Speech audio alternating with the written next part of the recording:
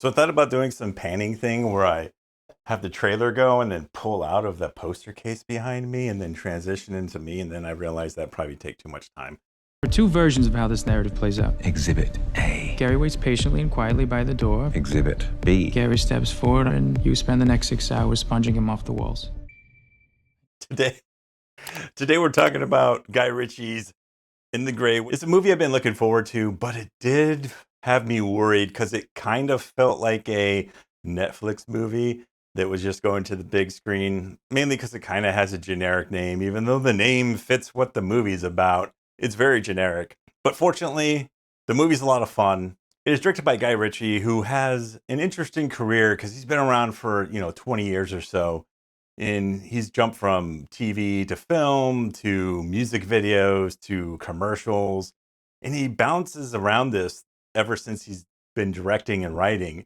He also focuses a lot on kind of the criminal underworld movies like Lock, Stock, Two Smoking Barrels or Snatch or even Wrath of Man, which is probably one of his best movies. Also, probably one of Statham's best movies. That movie is really good. But he also has done some of the bigger blockbusters. I guess they're blockbusters, like Sherlock Holmes. I really enjoyed what he did with that series. He also did the Aladdin movie, which I didn't see because I don't know, live action Disney doesn't really intrigue me too much. He also did the Fountain of Youth movie that came out on Apple TV a couple years ago, and that one was pretty mediocre, but it did have a different look to some of the other films I've seen him do.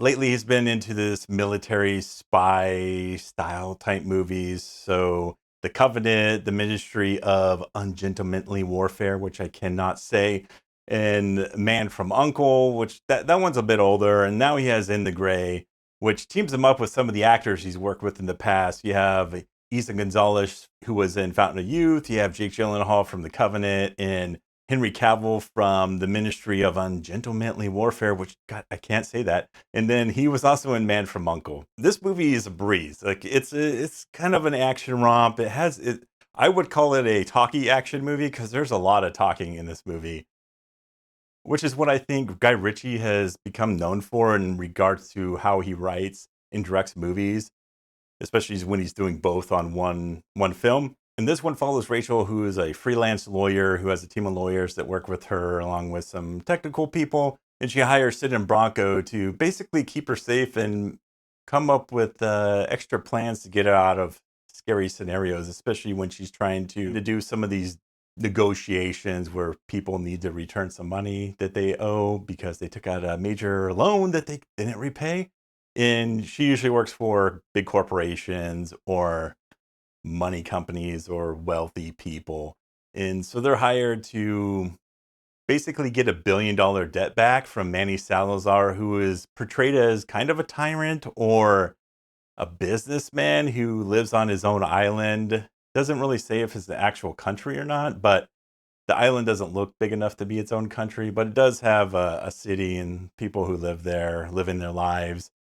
And follow how Rachel hires Sid and Bronco to make sure that there's an extraction plan for in case the negotiations go bad with Salazar. Not a heist movie. I know some of the synopses I've seen indicate it's a heist movie. I wouldn't consider it a heist movie. It's more of a diplomatic slash action movie that has some. I mean, I guess if you want to talk about heist, there are some escapes that happen, but I would not consider it a heist movie. And what you really feel from Guy Ritchie here, especially being the writer director, is he brings that snappy, quick dialogue and action that he has been known for, especially from films like Sherlock Holmes, where there's a lot of narration in what the character's about to do, especially with Sherlock, where he's going to be in that boxing match and he's basically saying, okay, this is what I'm going to do. And then it follows through with him actually doing that. The same goes here. You actually see Rachel, Sid, Bronco talking about the different scenarios they're working in, how they're going to do it. And at the same time, you have the footage of them doing all these things, and it cuts to these scenes back and forth. So like the first 45 minutes of this movie is a lot of this narration of what they're going to do and it showing them actually doing it or setting it up. And then it still kind of keeps that pace throughout the ending. It does slow down a little bit as the story evolves and changes, and some of their negotiations get updated and skewed in different ways. It's definitely a lot going on in this movie. It is pretty short film. It's like 137 minutes, so it's a breeze. It goes through really fast. And I think that's the strongest point. It just starts right off the bat. There's a initial opening scene, which then leads to Rachel taking over this job, and then it just kicks off from there. Like, there's not a lot of build up. You don't really learn about most of the team members. You only learn about them as they're getting onboarded to the island. The strongest point here is just basically the banter between Henry Cavill and Jake Gyllenhaal. Them as Sid and Bronco are fantastic. They're a lot of fun to watch. They have a lot of funny scenes in this movie, but they're also very structured and know what they're doing. They're very confident in their skills and abilities.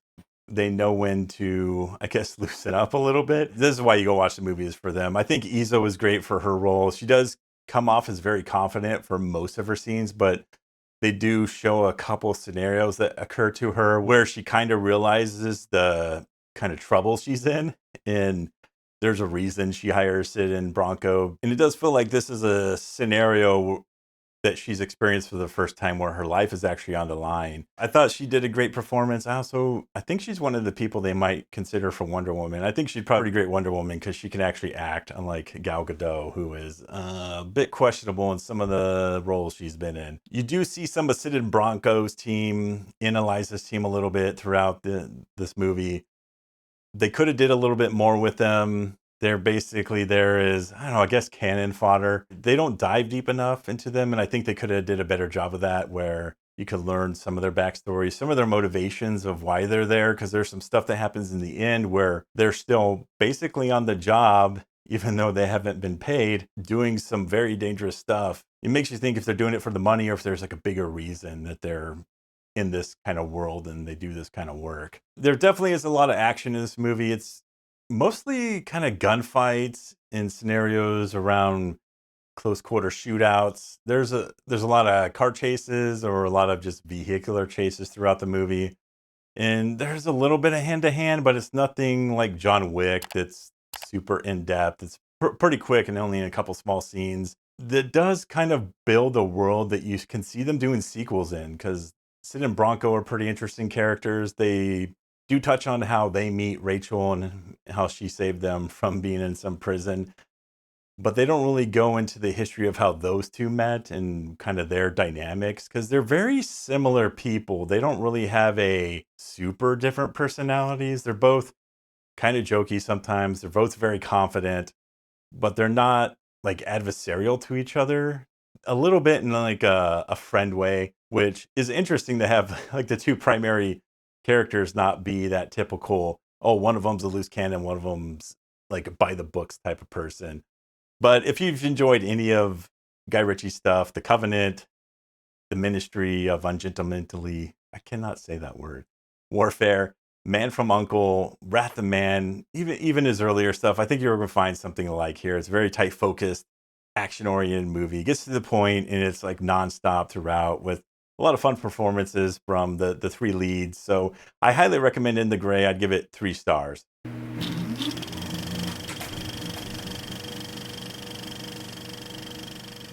Thanks for sticking around if you're still here. I usually do a little spoiler section at the end of the reviews and tackle a few areas that I wanted to dive a little deeper into that require some spoiler discussion. So wanted to talk about the ending a little bit and then also a little bit more about the teams. The ending is interesting because it does end in a different way than you expect. Yes, they are going after this guy to get him to agree to pay back the $1 billion he owns to this company. They do this by Rachel disrupting and confiscating all of Salazar's assets slowly but surely until he wants to meet face to face for a negotiation. And I thought that stuff was a lot of fun, where you see her in the courtroom doing some like litigation stuff against Salazar's lawyer. You also have at the same time Sid and Bronco basically sabotaging certain parts of his business. One of them being an oil rig where they don't blow it up, but they do put a device in some place in the machinery that will be very hard for them to track down exactly what is going on.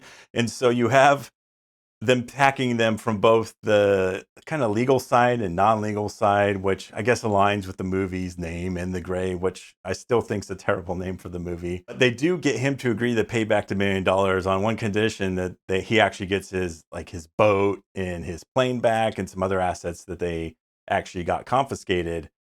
And once he agrees to this, Rachel calls the company she owns. The person she's in contact with is played by Rosamund Pike, who is, I think she's a lawyer. Doesn't really go. She's a lawyer or some kind of financial person. And I guess they don't give Salazar his property back as fast as they need to. And they say it's through litigation or something like that. But they also didn't pay Rachel and the team. And so Salazar kidnaps Rachel, brings her back to the island. Sid and Bronco find out about this. And so they're back with their team, who all come back. They did hire a guy at the beginning of this movie to kind of be their boots on ground and get them stuff that they need so that they don't get spotted. He's back and he talks about, oh, I already set all these traps up and everything that they already had planned out. And so they're ready to extract Rachel, and she's actually in the jail cell. And they already had a plan for this. Okay, if somebody gets put in jail, we know how to break them out here. We're going to still follow these extraction plans. So some of the stuff that they did plan out in the movie did come into play here. And they break her out. And then they actually end up capturing Salazar. And this is where one of the other plans that you see early in the movie with like an ambulance comes into play, because you could tell that maybe Rachel and the team knew that they were going to get double crossed by Rosamund Pike's character and kind of leave them out to dry once the $1 billion was returned. And so they had a backup plan to capture Salazar, ship him in a container to go to Miami, where then he's then picked up, and they assume he's going to turn state's evidence against the company that Rosamund Pike works for to basically get their money paid out. So it did make the ending a lot different than you would expect, especially from the trailers. I think it was a nice touch in changing what the ending would be, because you would assume it'd just be, okay, he pays it back, then he tries to kill them, but they escape, which does happen. It just happens earlier, and it's not the actual finale of the movie. But during this actual finale is when there's a few characters, especially on Sid and Bronco's team, that actually do lose their lives. One of their plans was to use these little small personal helicopter. I forgot what they call them, but they're small enough to fit in a garage. So they're being chased by this new military force that Salazar has hired, because he's increased the number of military people he has because of the previous negotiations that went horribly wrong for them. One of them has a drone who drops it while one of the team members is going back into the garage, and it kills him, blows him up. He had a few small scenes. I don't think he talked too much, but you don't really learn enough to really have an impact of his death. And there's a character, Andre, and he was in the trailer. He's the one who's flapping his arms in the scene where Jake and him are talking to a few guys next to a ledge. And that scene definitely plays out differently than what's in the trailer, which was interesting. But he ends up sacrificing himself to save the rest of the crew as they're escaping through the tunnels from their safe house, and he detonates it. And he's the only one I guess you can kind of feel something for, but I wish they would have did more of this character, understand like why he was there, how long maybe he knew Sid and Bronco, because you don't really know how long these people have worked together. And that could be an interesting thing for some of the sequels,